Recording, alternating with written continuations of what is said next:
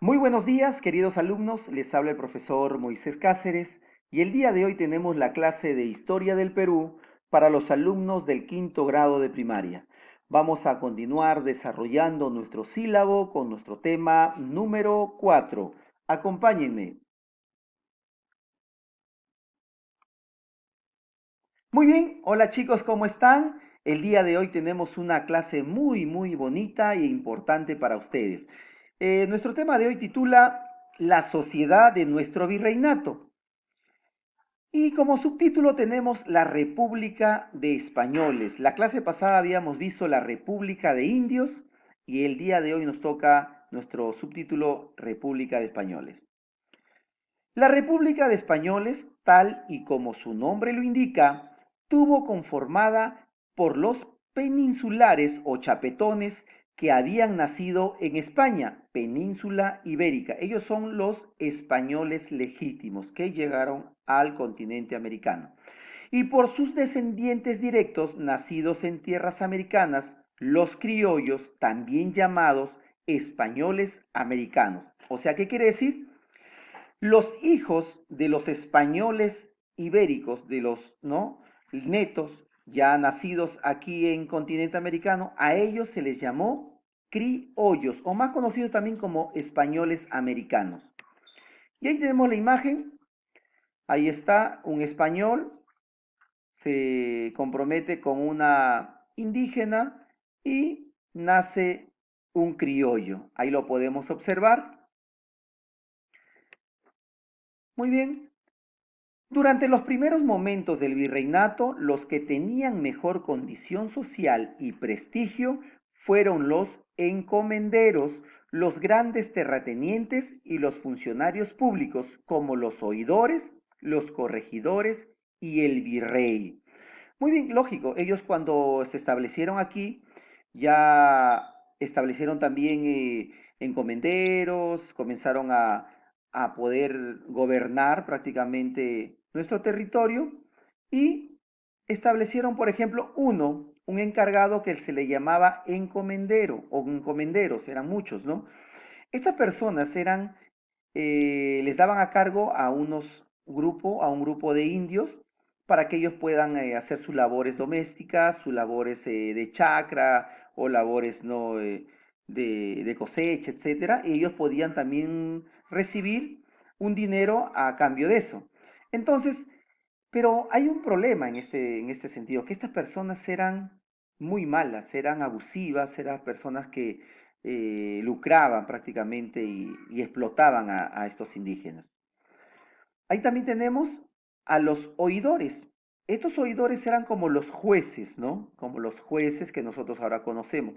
Se le dice oidores porque escuchaban los problemas del pueblo, ¿no? O los problemas de las personas que estaban ahí y decían o se llamaban como jueces. También tenemos los corregidores, que eran como los alcaldes, ¿no? Eran personas encargadas de un sector y ellos se encargaban del ornato, de las calles, de la limpieza, etcétera, ¿no?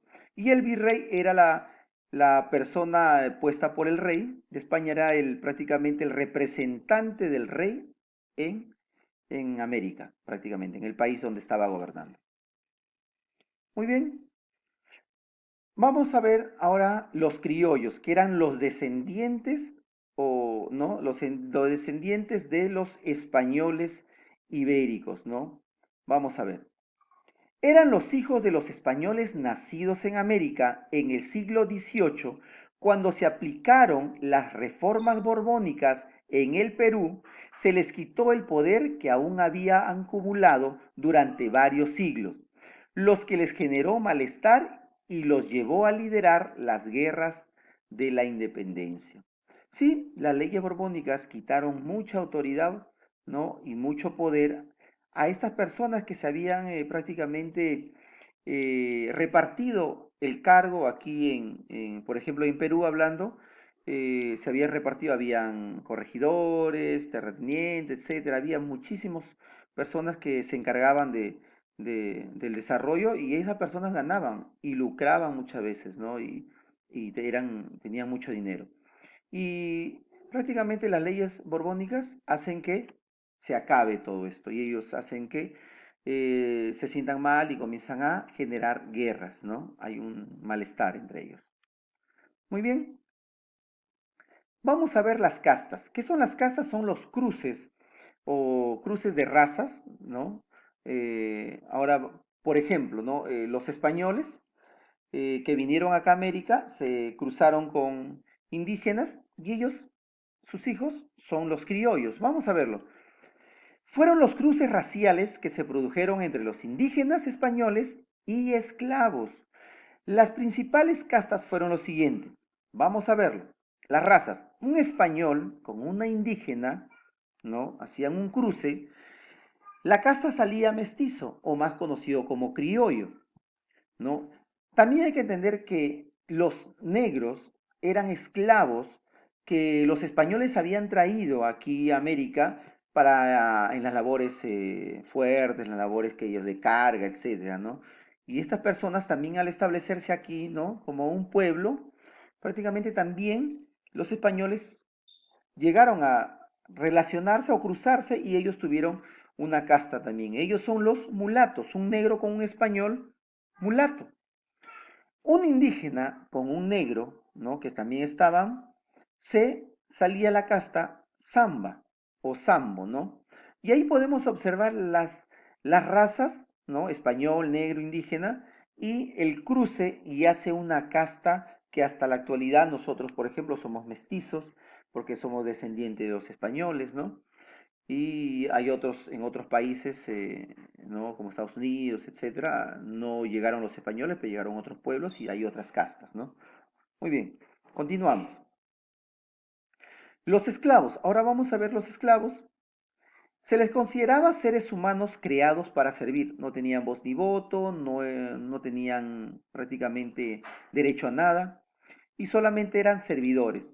Desde los primeros años de la conquista, la población negra se utilizó como mano de obra en las haciendas costeñas de caña de azúcar y de algodón, así como servicio doméstico en las casas de los españoles. Sí, ellos prácticamente al venir con los españoles eran los servidores de sus casas y de sus chacras, prácticamente trabajaban en las chacras de algodón, de azúcar, y también ayudaban en los quehaceres del hogar, ¿no? Y ahí trabajaban y cocinaban, servían, etcétera.